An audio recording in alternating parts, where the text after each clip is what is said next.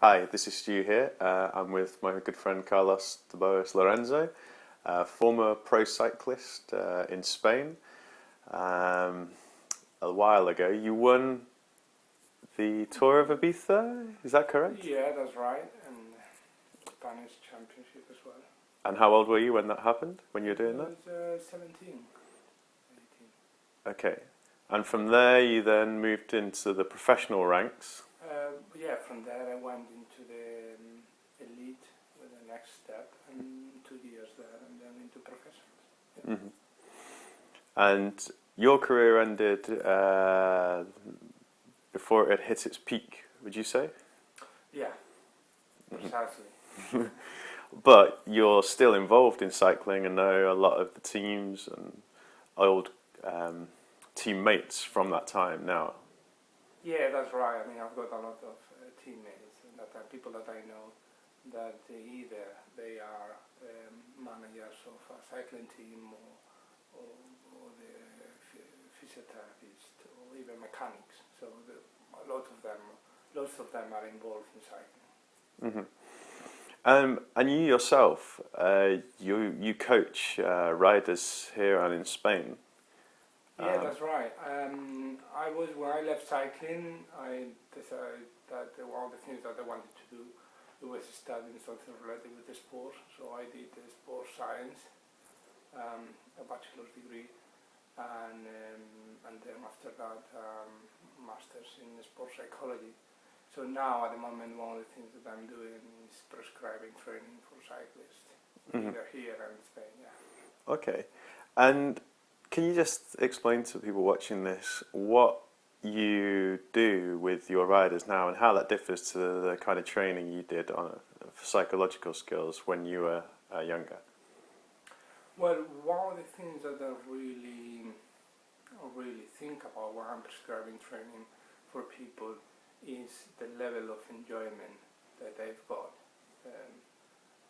during the season. For me, it's a really important part. You have to train hard, which is it's a demanding sport, cycling. Any endurance sport is very demanding for the time that you need to spend training and intensity as well. So you need to keep balance and you need on my eyes have to be a big percentage of enjoyment there.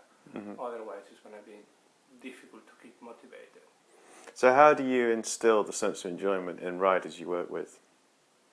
Well, it's I prefer to tailor things to them, and for example off season I like to do things that they do enjoy.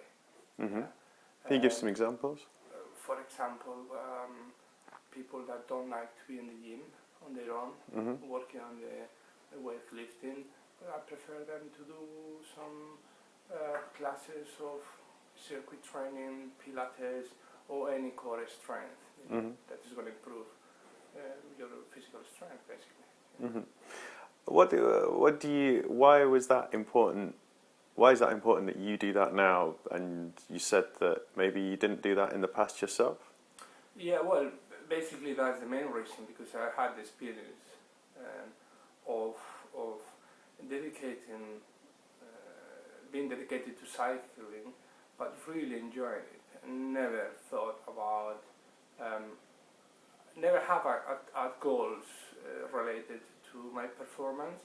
I always just wanted to enjoy it and do my best. And it was when I changed and I became professional that I decided, well, I have to change my approach. So I have to do things better, and I put a lot of pressure on myself. So that took away the enjoyment and brought a lot of problems, I have to say. So that was you're effectively learning from your mistakes, dare I say it? Yeah. Learning from experience. Okay, from experience. Okay, maybe let's put it in those terms. But with your riders now, with this approach you take where you really impress on them the importance of enjoyment in their riding, what are the kind of results you see in their performances? Well, I'm very happy, I'm very convinced that I'm doing things in the right way. I do agree that not everything is working for everyone, but at least so far, the people that I'm training, they had improved personal bests in time trialing, for example. Just have to say that I'm training basically cyclists. So the seasons, the last few seasons that I've been with these cyclists, the feedback from them is that they do enjoy more what they do. They train harder. They're able to train harder, and the performances have increased. And has that built the relationship and rapport you have with these riders even better? Yes, absolutely. And that's another point. I think when you've got a coach,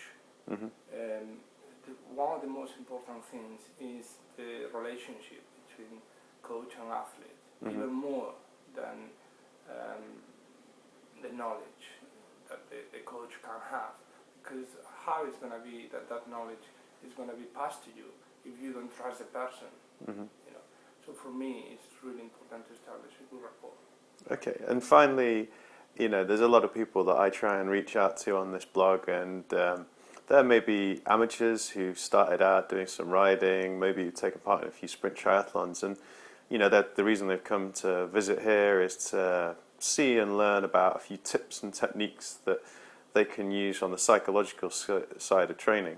What advice would you give to people who are, moving up the ranks a bit, entering competitions and want to kind of improve themselves? How can you help them from your experience? Well, I do assume that people, when they want to go a step further, is because they are enjoying what they're doing. So look at yourself always. Sometimes during the season, step back and see how much are you enjoying comparing with the past. So the important thing here is keeping the level of enjoyment. For that, obviously, if you are in the hands of a good sports psychologist, they are going to give you the tools to use in every moment. And as most of us know, for example, goal setting is a very important tool that improves motivation and is really, I find it very related with enjoyment, because you can see in yourself your achievements and so on. And what I always try and make points about the actual endurance element, and if people have put hours in, then they're going to take part in long races, and that can be quite tough mentally. Because you've got to keep focused, and you might be in competition with someone, and you're pushing yourself and them. Have you got any tips or techniques that you can share with us that you'd advise people in that situation? Well, endurance athletes, they tend to train too much, I would say, because they are long races, so they think that they have to train a lot. I think training smart is one of the important things. And rest, please rest. Resting is a very important part of the training. So if people have done what they need to as part of their schedule and build in a lot of active rest when it comes to those difficult moments where it's going to be a bit painful and you've got a big challenge on, then you think they'll be able to cope better? Absolutely. Okay, Carlos Taboas, thank you very much. Well, thank you.